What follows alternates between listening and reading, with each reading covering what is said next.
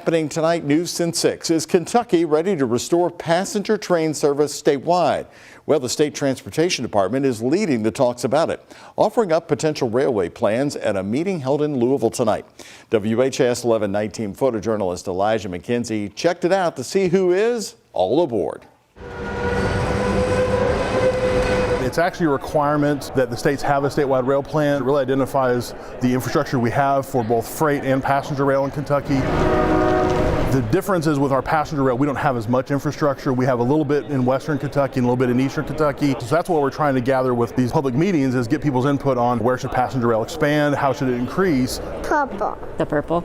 Before moving back to Louisville, I lived in Philadelphia for several years, and that was one of the best things about being in Philadelphia, was that I could go to New York or DC or other places along the Amtrak Northeast Corridor. Do that one. Okay, good work. I really enjoy the experience of taking the train. Prefer it over driving for sure.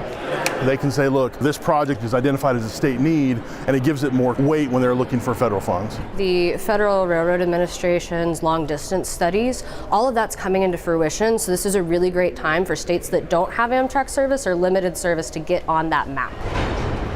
I think it's reduction of freight risks, freight collisions, derailment, and that's pretty essential to the well-being of all Kentuckians. Oh, good job. Thank you. Needing to rely on a car all the time in Louisville was one of the big downsides.